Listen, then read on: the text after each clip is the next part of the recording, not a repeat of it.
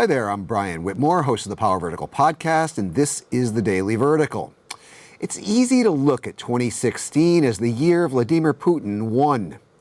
It's tempting to believe that the Kremlin leader is on the cusp of victory in his undeclared war with the West. With a not insignificant assist from the Kremlin, populism, xenophobia, and anti-establishment fury are on the rise, threatening European unity and the transatlantic bond.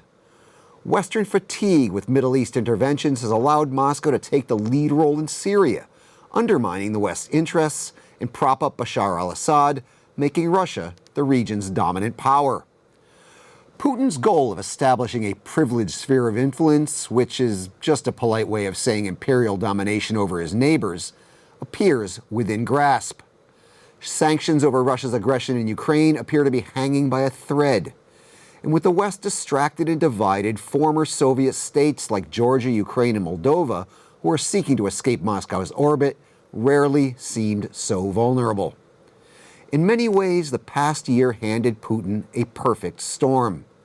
It was the year that Western angst and malaise from the 2008 financial crisis, the subsequent Euro crisis, and the migrant crisis crested and dovetailed with a concerted Russian campaign to undermine Western institutions.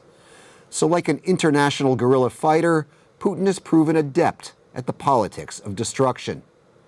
But destroying is not always the same as winning. In fact, it often contains within it the seeds of future defeats. And this is something we'll be discussing later today on the Year-Ender Power Vertical podcast, so be sure to tune in. And until then, keep telling me what you think in the comments section, on the Power Vertical's Twitter feed, and on our Facebook page.